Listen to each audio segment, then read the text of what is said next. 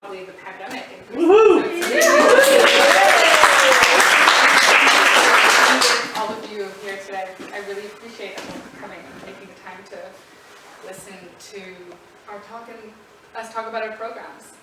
Larry Weyand, who's an incredible artist, joins us in the Cross Currents Residency program.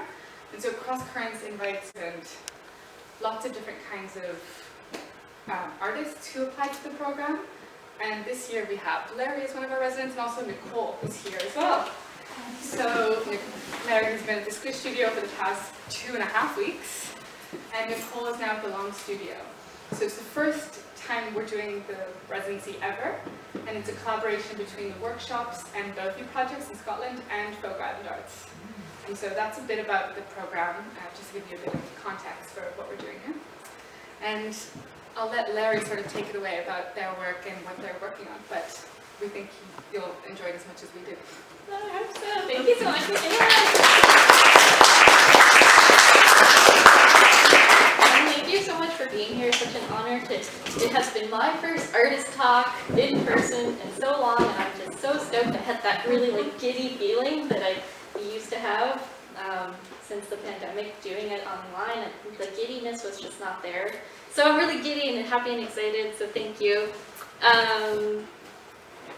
This is me. I'm Larry Weyand, and I'll just, I guess, start off by telling you a little bit about myself, and then I'll just walk you through all of the lovely projects that I have worked on in the past, and currently working on, and will be working on in the future.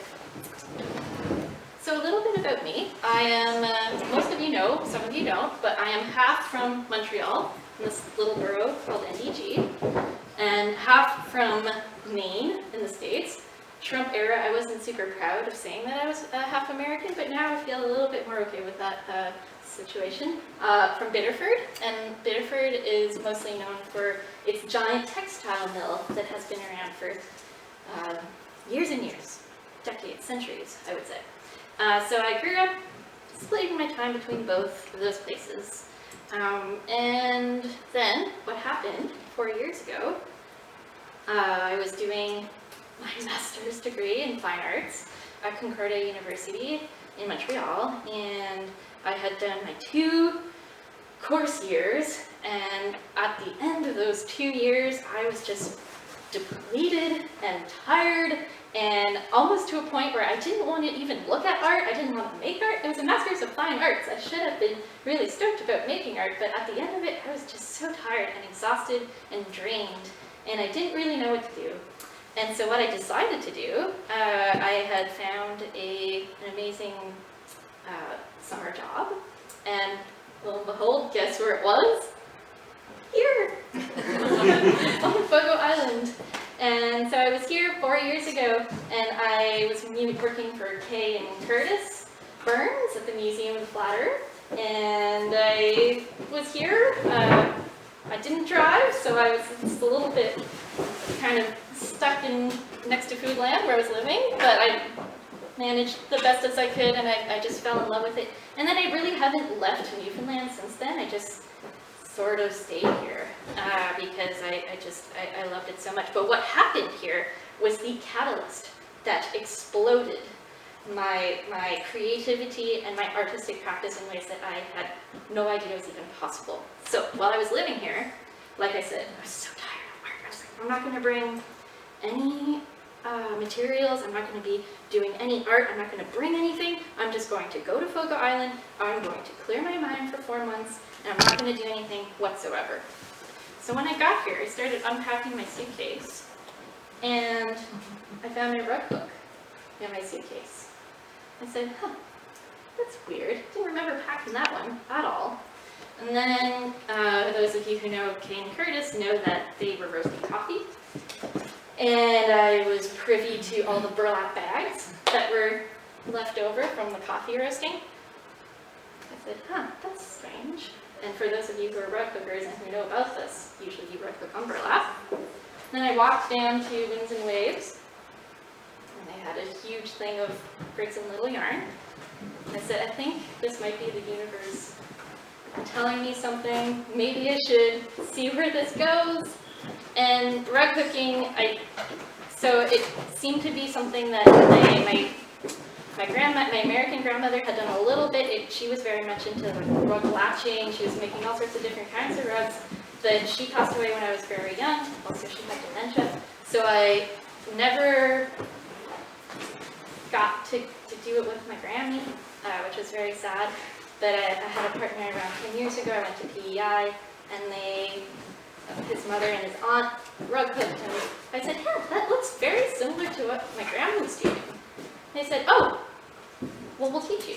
And I had started rug hooking, and I never really had used rug hooking as a medium in art since then. Like, I had rug hooked different little kits, it had been here and there, I had done little abstract works, but it wasn't anything that it just took that amount of time to realize that it had been part of my culture and heritage in Maine, and then I was here, and I was so inspired by all the rug hookers here, and seeing the rugs here, that I started rug hooking.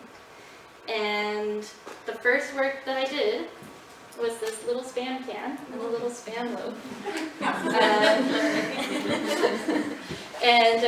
That was also a nod to my granny, because she used to make this as a dinner, and she would score it like you would score regular ham, and put little cloves in it, glaze it, and bake it as you would a ham. And then, you would eat it as you would, not the whole thing, because couldn't stomach too much of it, I guess. And then the next morning, she would wake up, chop it up into little bits, use some Aunt Jemima pancake mix it in as you would blueberries or chocolate chips, fry it up, pour some of that syrup on top, and she'd call those Spam cakes. So, okay. Yeah. So that was, a story that had always stuck with me about my Grammy, and I was just taken by it. So I made this, and since then it just started pouring out. So when I was here, I was like, oh, there's a lot of turmoil, inner turmoil. I think that never goes away. I think that just keeps on going throughout your lifetime. And I was like, what is wrong with me? But I started shifting that perspective and changing that mentality from what is wrong with you to what happened to you. What is it about all of this that is going on inside of my family, inside of everything else, that is where I am now today, I guess. So I discovered the wonderful process of autoethnography, which to me, while I was doing my master's, was a fancy sort of academic word to justify what I really wanted to do. So I want to read you a quote that resonated with me. It's a little bit long, so bear with me, but it's from Pullman Jones. So it says, soon, however, I find myself wanting to bend the rules, to reinscribe words about other endeavors, autobiographies, personal narratives, memoirs, short fiction, performances, as defining moments for autoethnography. I tell myself that this is not a selfish impulse, wanting beautiful phrases of other origins for autoethnography, because autoethnography is not a practice alone in the world. Autoethnography is, and it says, quote, a catastrophic encounter, a moment of vulnerability and ambiguity that is sensuous, embodied, and profoundly implicated in the social and ideological structures of their life worlds. The kinds of art that takes you deeper into yourself and ultimately out again. Autoethnography is setting a scene, telling a story, weaving intricate connections amongst life and art, experiences and theory, evocation, explanation, and then letting go, hoping for readers, and in my case viewers, who will bring the same careful attention to your words in the context of their own lives. Making a work present, demanding intention and participation, implicating all involved, and then refusing categorization.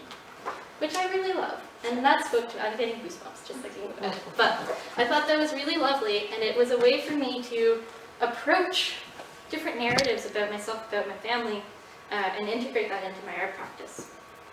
So I wanted to present to you my grandparents, because they really influenced the way that I was thinking about my work. This is my Grammy, the Spam maker, the cooker of Spam. This is her husband, my grandfather. He passed away before I was born. This is, my mom is in the room today, so this is her dad. He owned a lovely restaurant called the Rustic in Chateauguay. And on the left, that's my Grammy, and that's my Kamama, they're French, and my Kamama and my mom's dad at their wedding day. So they were a real source of inspiration for my first body of work.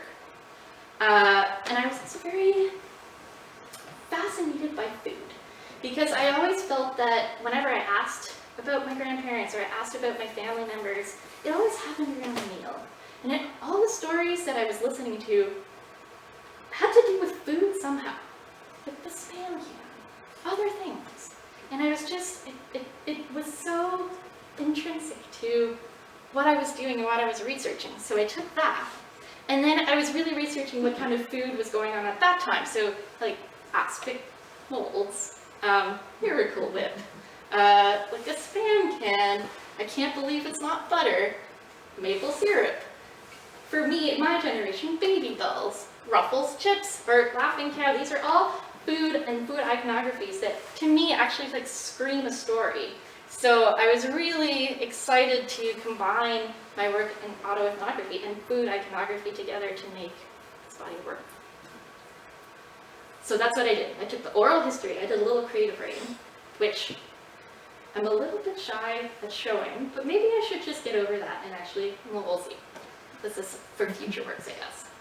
And I had some storied foods and stories about objects, and I combined that with rug hooking as a way to heal or as a coping mechanism to work through the different situations that I had learned about in interviewing my mom, my dad, my aunts, my uncles. So I created this body of work. I made two-dimensional rugs that represented each one of my grandparents. So this is my Grammy. These are a couple close-ups. I also integrated a lot of myself into that. So the baby dolls, I have cheese anxiety. I call it cheese anxiety, and I don't know if it's induced by eating too much cheese or if I'm just anxious and then eat the cheese. I'm not sure. So yeah. So the baby dolls tie into that. And then I also had different objects. So this is a Kleenex box. A lot of people ask me how I've done the Kleenex, and that actually, I think, is a experimentation in rug hooking. I actually rug hook on aluminum window screen. So then when I hook through it, then I could shape it and form it, and it retains the shape because it's aluminum. So instead of just hooking on burlap, I use alternative materials to kind of do what it needs to do. Miracle Whip, Morton salt, 6-pack of Schlitz, yeah, with a little frothy beer, yeah. And then I made a giant Spam can. It's about the size of an ottoman. Yeah, that's a very significant one for me at this point. Some Wonder Bread. Just a couple of details. I'm just going to run through these. Yeah, I can't believe it's not butter light. So this one is actually really cool because not a lot of people know about this, but this is why I do artist talks. So I actually stuffed this one with old pairs of jeans that don't fit me anymore. And you would never tell, and you would never notice, but every single person who installed this in a gallery, they're like, why the heck is it so heavy? And that is why. Little Explodies, hell of a good party size dip and chips. And then it was up in the rooms, which was really great. So you can actually see the little extra bracket that was there to assist. Yeah. Yeah, the curator was like, ah! Anyways, it's all good.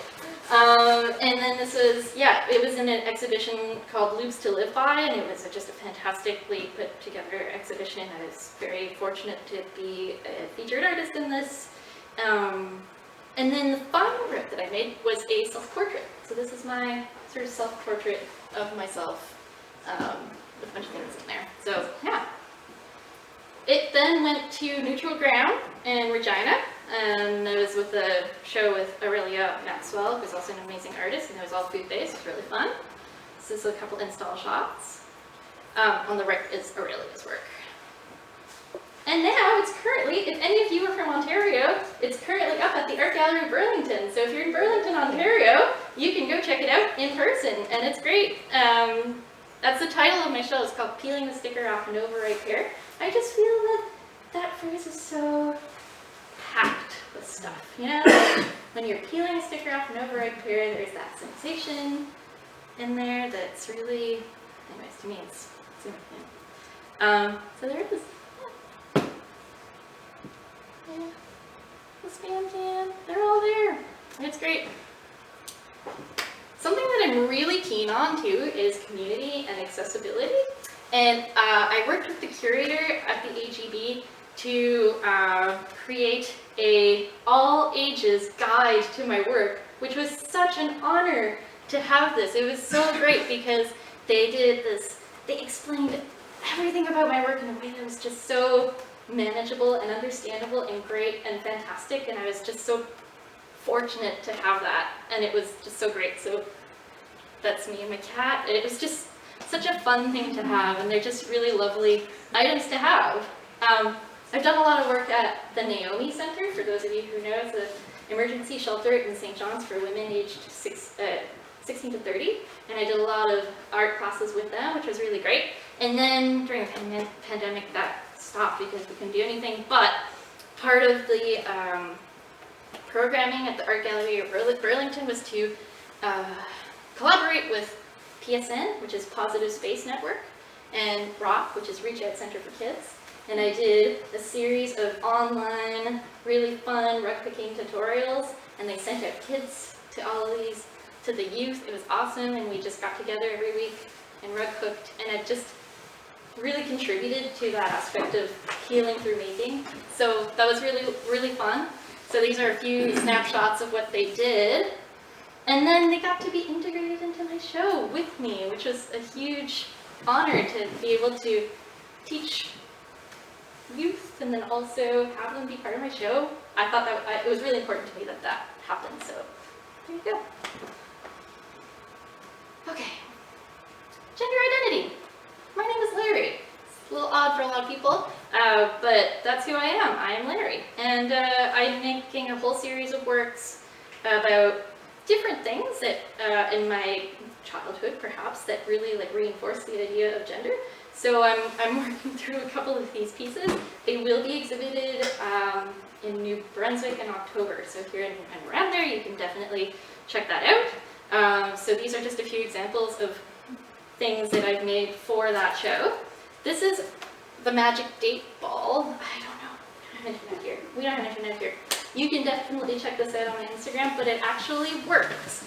So I engineered this giant date ball rug hooked with a rug hooked dice inside of a liquid container that floats up, and you can ask it all the questions you want, and all the answers are uncertain. So every single one of them. So yeah, that's all going to be in New Brunswick for this show. Okay, next chapter, absurdity as a coping mechanism. The pandemic hit, and we were all like, what the heck is happening? So my idea, whenever I am faced with any sort of situation that I am unsure about or really confused about, is to respond either with humor, absurdity, or something of the sort. So that's what I did, and I've always done that, and I will continue to do that forever. For those of you who do know, I love lobsters. I think they're fascinating creatures.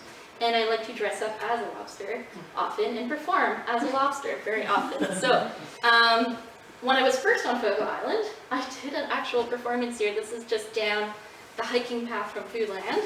And I was performing as a lobster. I brought out my giant lobster trap here, which it was on top of the car and on the ferry, and I got the best looks ever. It was fantastic, and then I actually ended up leaving it there, and when I was here the following year, it had been a little bit weathered and fallen over, but it's still, the relics are still there. So if you hike out, you can still research buffs, but these are always a really great introduction to a topic. So MIT Press will take a certain word or a certain concept and then give you sort of like the most accessible essays on that topic, and it's just a really good entry point into something that you might be fascinated about, like different topics. So usually having to do with art. So I found this, and it was a really great entry point into failure and what that means. Okay.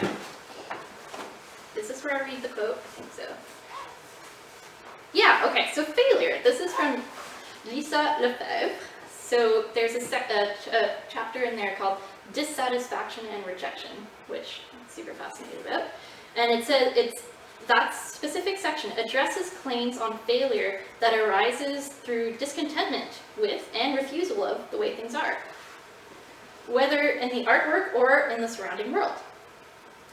When failure is released from being a judgmental term and success deemed overrated, the embrace of failure can become an act of bravery, of daring to go beyond normal practices and enter a realm of not knowing. And I found that exciting. And I found that in the context where we had been existing, it was very important for me to pursue that. So I got, thank you to Creative Gross Morin, who gave me a lot of money, thank you. I did a series of lobster performances in Gross Morin that explored ideas of failure, of entrapment, of perhaps like questioning yourself, questioning the world. So I made this rug. It says, "Have I peaked?" Which is a question that I continuously ask myself every day. How does one peak? Have I peaked? Will I peak? Have I already peaked? When will I peak? What is a peak? We don't know. These are all questions that I was trying to look for. So I did these pretty wacky performances, and they were photographed on film. I don't know. Have I peaked? I also did this one where I was carrying a giant tub of Scotch-burned butter up a hill, sort of like a Sisyphus thing that, you know, you can constantly roll the rock up and then it falls down and then it's just a continual. So I was doing that, but with a tub of butter as a lobster, continuously. Yeah, it's a whole thing. I got a lot of looks. What's that? In the hot sun. In the hot sun, yeah, it was pretty, I got a lot of looks that day, it was great. And then also questioning ideas of, you know, loneliness during the pandemic. What is a friend? How do I get a friend? So I had like a balloon friends that I carried around with me. And Creative Gross Morin was like, "Oh, there's the landscape, so nice, here's some more money." So that was great. And then also like feelings of entrapment, of value of myself. How do I value myself? How do I value my artwork? So cooked lobster, just serving myself up, I guess. Yeah, right. So this is a new series of work that I did for the Art Gallery of Burlington. I went through a divorce. Make of it what you will. This is the divorce triptych. Nice mac and cheese. It's giant too. It's kind of some Pepto-Bismol with a Newfoundland dog in the corner, and fragrance. And there they are. And they're like big. And people ask me, how do you choose the size of your work? And I say, usually, the bigger the work, the more I have to process. So, yeah. The little rabbit butt. And then there it is in all its glory. If you are in Toronto area, please go. It's still up. So, okay. Oh my gosh. I'm just gonna take some water. All right. Okay. Health, hygiene, body dysmorphia, gender dysphoria. All these words. What do they mean? How do they come into context with my work? Okay. So, I don't know if you know this artist. This is Tracy Emin. This work is called Every Person I Ever Slept With, 1963 to 1995. When you first read it, your first reaction is to say, oh, this is a sexual work. But it's not. Tracy Emin intended it to be every single person that she has ever shared a bed with. And I love that because her mother's name is on there, her sister's name is on there, every single, you know, anyone she's ever shared it with, camping, whatever, every single person's name is on there. And I just love that because it kind of throws you for a whole whirl, if you will. So I thank you, Canada Council, for all of your money. I love you so much. I have decided to do every bathroom I have ever bathed in.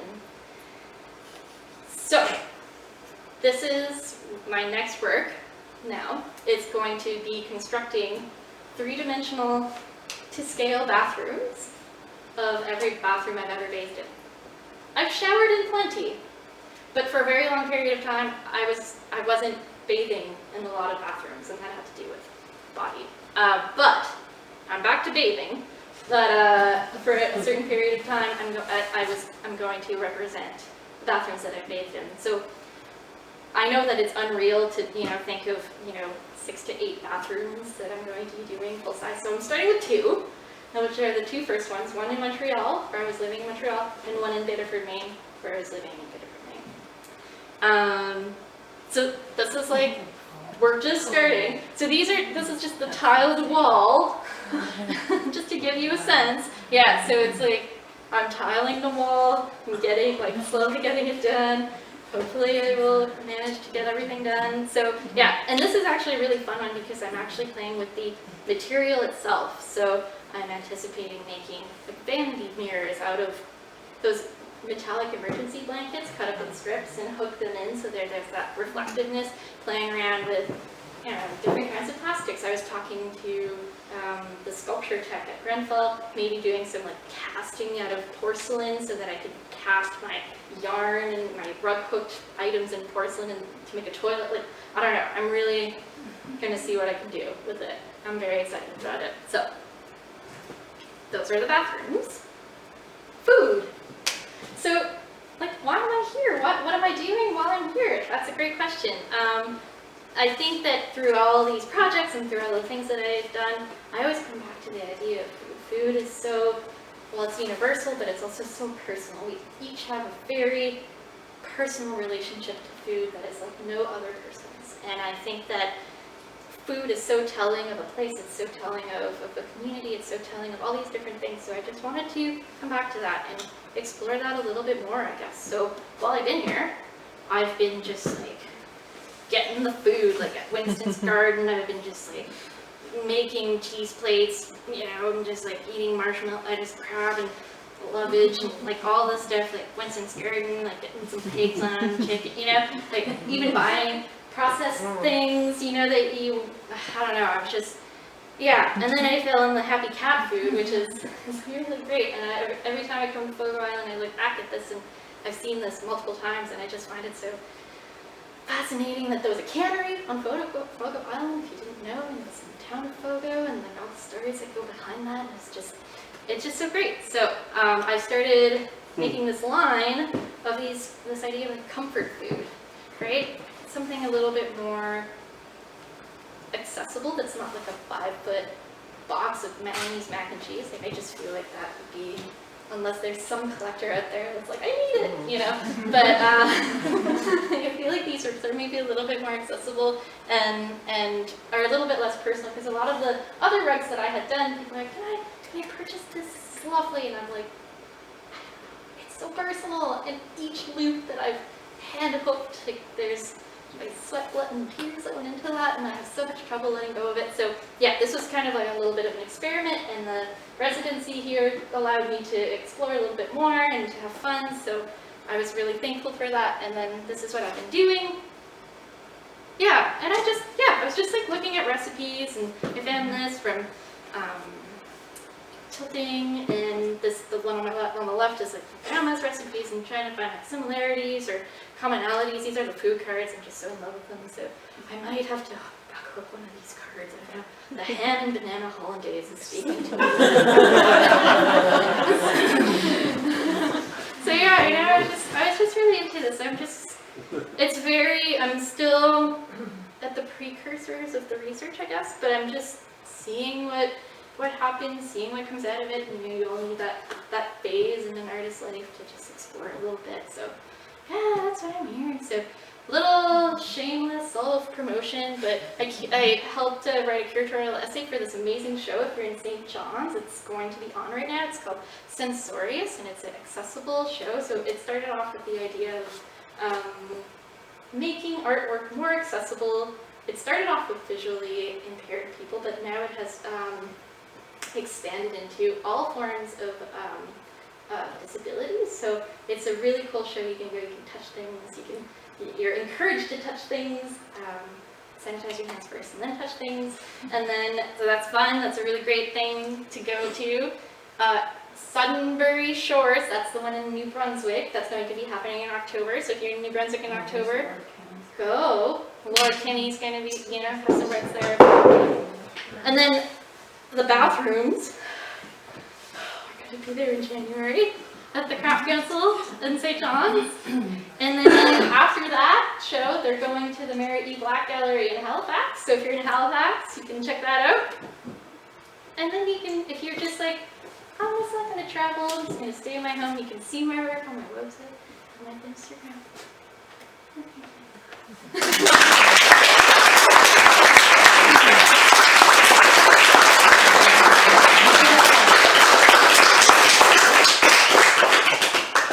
Other questions? I don't know, I'm here. I'm like, I'm involved. Or we could also just mingle and have some baby bells. Yeah. There's Grace, how long did it take you to make your biggest piece? Yeah. I'm what they call a fast cooker. So like That's and I get really, I don't know, like just, yeah, the biggest one was the mac and cheese. That took me about a month. Yeah. But I'm going like, yeah. That's a silly question, but I noticed a plate under the spam, Yes. one of the spams, and I wondered if you looked at dish patterns and dishes that go with some of these areas as well. I mean, that's always been something that has fascinated me entirely because my granny had a set, it was called Happyware. It was this beautiful stoneware, but it had all these like farm animal patterns on it, and it's one of the things that I really want to get into and research because I make all this food, but then what do you put it on? And that has its own history, its own everything that gets tied into it. So I'm like on the cusp to be continued. Also napkins. Now I'm like researching napkins. It's like, yeah, it's my new obsession now. So yeah. When did you go from using the rug hook itself to the hooking gun that's name I forget? After I did that 1 month work. Yeah. for- How long would that take with the gun then if you're doing Yeah, it? not, I mean, a quarter of the time. Oh, So wow. what Sophie is talking about is I have a rug hooking gun, or a rug hooking gun that just goes like, fills it all in. It's pretty cool. And I was very sort of like opposed and being like, no, it must be head hooked. But then my arm was, I started having a carpal tunnel. And it was just too much. Like this movement was too much. And now I start doing more of the details hooked, but then the fill where it's just like one solid color. Yeah. Yes. So this is kind of a follow-up question to the gun versus hand cooking. You said that you do bigger pieces when you have bigger things to process. Yeah. Does it change how you process things if you're going at it with the gun as opposed to Yeah. cooking? Absolutely. I felt like, so I did the first thing I did with the gun was actually the I can't believe it's not butter. I had a lot going on there, so I was like, oh, like it was really, it was good, and it was a different tool that achieved like a different catharsis. You know? Yeah, exactly. Yeah. Can you say more about writing? Writing, yes. So I've written academically, and that's easy to me because it's involved, but it's removed enough that I can do all the research, put that all into there, make it a little bit about my work, but not too much, and then be removed from it. The creative writing, that was a journey, because it was taking stories and histories and autoethnography, processing all of that, and then sitting down with me and myself and processing that through that. And for my thesis degree that I now have, I had made a little tiny edition of books with the creative writing in there, and it was, I thought it was a good accompaniment to that, but it was still, I don't know, maybe it's just, maybe I'm a little bit like a reserved person, and I was just like, I don't know if I'm ready to share that with the world yet. The rug hooking feels okay to make, process, and let go into the world and exist and carry their own stories. The words, they're so strong, they're so powerful, and I would get there. I think I'll get there. But they're not objects to you. Exactly. Well, no, I think it's just a different categorization. It's the same sort of processing that I'm doing, but in a different form, right? But I think I will get there. It's a journey. Life is a journey. Yeah. You mentioned research a few times. Yeah. Where do you do your research? Where?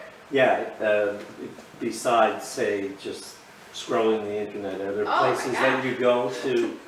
The library. The library? Like, Yeah. I mean, there's no place like a good book to get something, right? And also just people, conversations, interactions with people. It's like my studio at Squish is always open, and I love having people come in and tell me about things or tell me about their experiences. It's all part of it.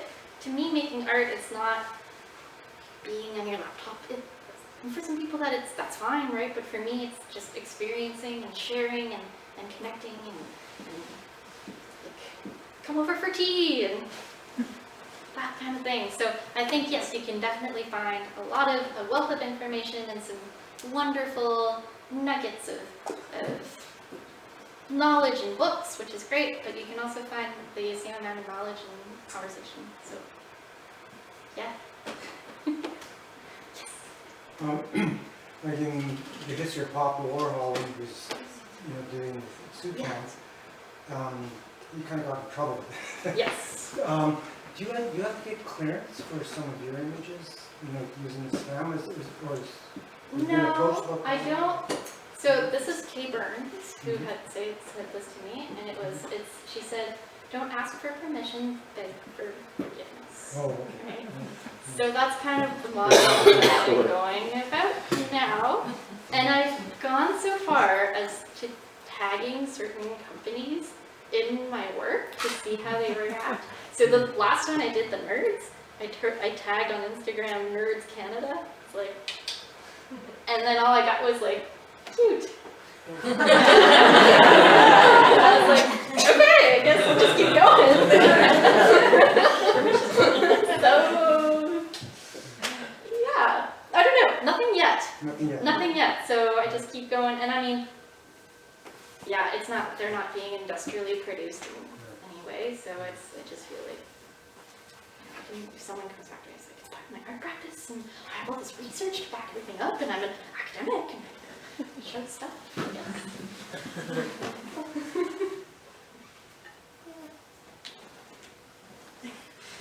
Do you have a gallery? Do I have a gallerist? A gallerist? I don't have a gallerist, no. Do you not want one? I mean, I'd be open to a gallerist. Not to say sell out, but I'd be open to,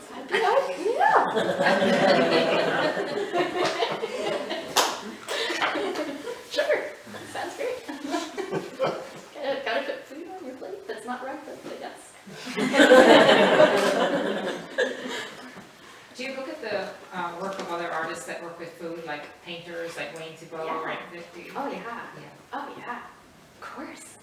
Half my thesis was about artists who work with food, I guess. But now I just, like I said, we all have our different relationships to food, and each artist approaches the subject of food differently in ways that sometimes intersect with them, sometimes don't, sometimes are similar, sometimes aren't. But it is fascinating. Talk about Andy Warhol and Klaus Oldenburg is a great inspiration. There's so many people who have done it for different reasons. Mine is unique because it's all about muffins. And yeah, I think, sodas are a really interesting part. And I did a can of Moxie. I don't know if anyone is from Maine, but Moxie is a very, very popular soda only in Maine. And not all, all, but most Mainers drink it, and it's either you love it or you hate it. It's one of those things. People will try Moxie and it's like, or oh my gosh, I want every kind of Moxie, so I've done that because it's so evocative of Maine. But I'm into more beverages. I'm into dabbling in a little bit more beverage. Yeah. Katrina? I noticed that a lot of your work also is in like good condition, like pristine packaging, editable state, so to speak. Have you ever considered, explored, contemplated anything of like rotten, biodegrading? Oh my gosh, I didn't show you my pear. Ah. I made an overripe pear with the sticker peeling off. Okay, there's the connection. I don't know. I think I had an image on there, and then I was like shuffling things around, and I don't know if it popped up, but it's the only, you know, it's the only thing on there that is organic matter that's not processed. Yeah. Maybe I'll try more, but I don't know. The pear was like,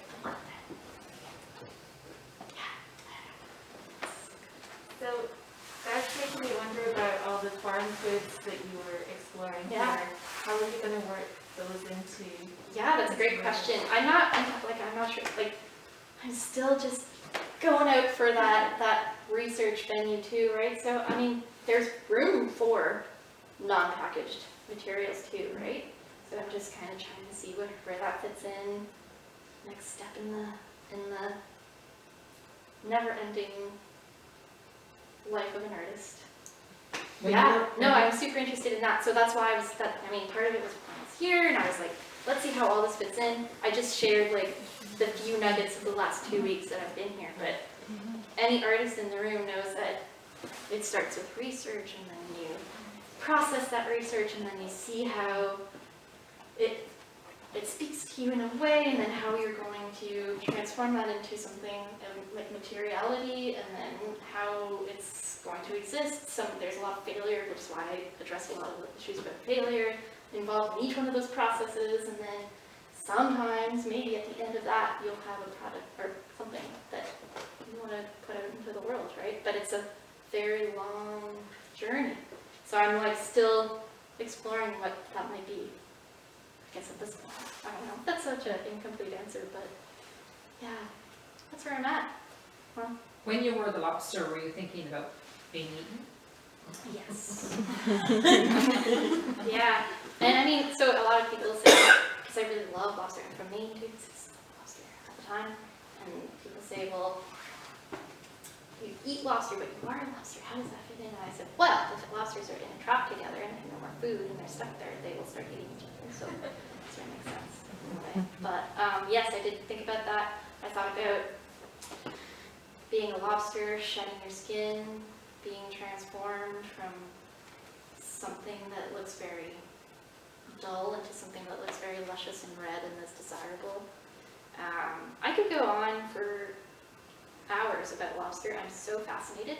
For anyone who loves lobsters, there's a fantastic book. It's called I, Lobster, A Crustacean's Odyssey, and it's by Nancy Fraser. And Nancy Fraser and I are entirely kindred spirits. It's amazing. And she goes through lobster in different fields of research, so like philosophy, art, science, food, and then goes through the entire history of lobster in the context of that. And like religion, like all of these things. And it's absolutely fascinating, and I've never read a book so quick. I was just like, and yeah, they're just absolutely fascinating creatures, and they're such a symbol, I think.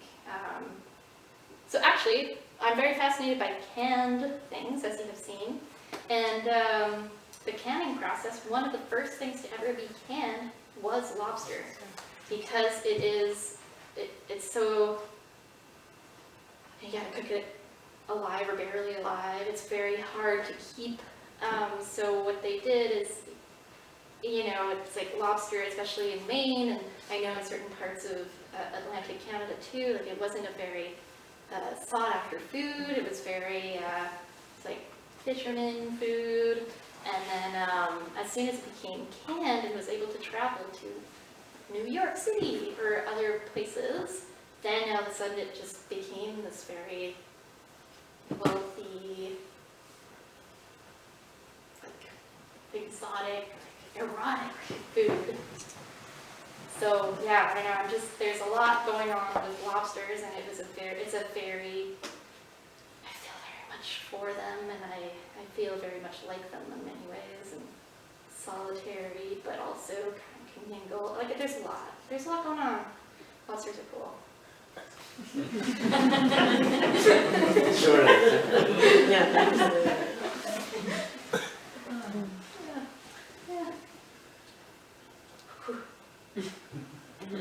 We were talking about rug hooking and gaining popularity. Yeah. And you teach, you're a prof in Fiber Art Studio. Yeah.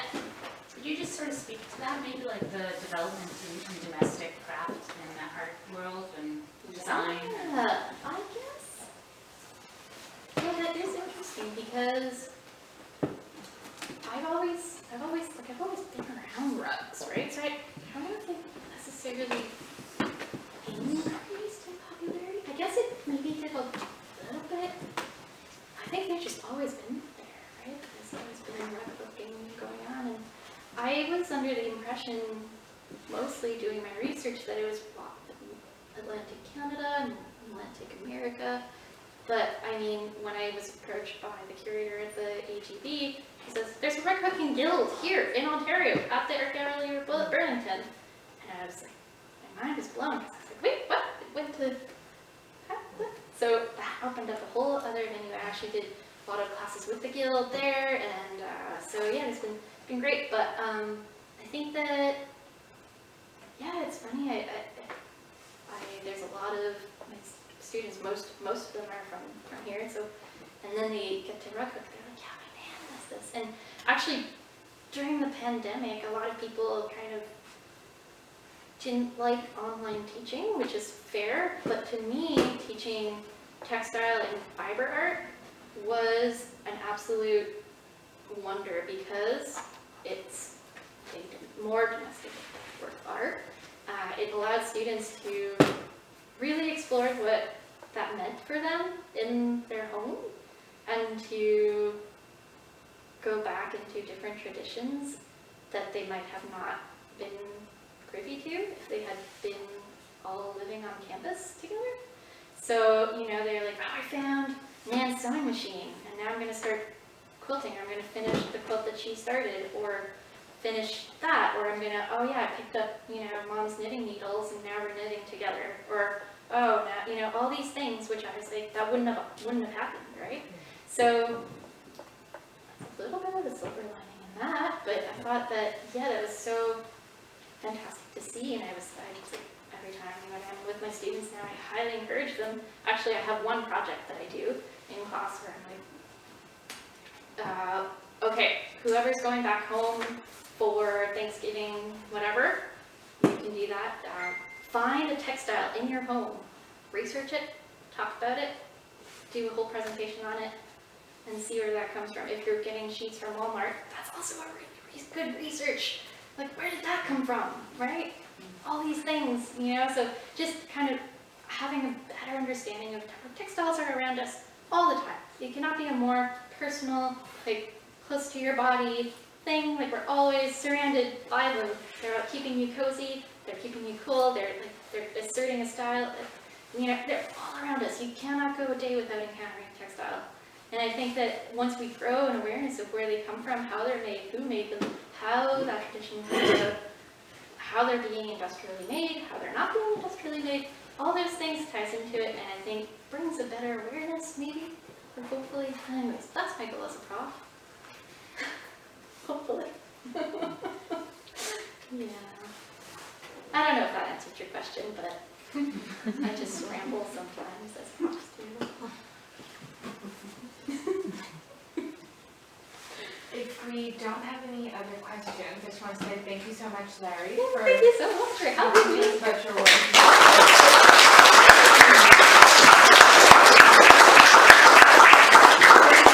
It's quite a small reception between now and around 8 o'clock, so if you have some free time, please join us for a glass of wine or a glass of water or whatever your vice of choice is. Yeah.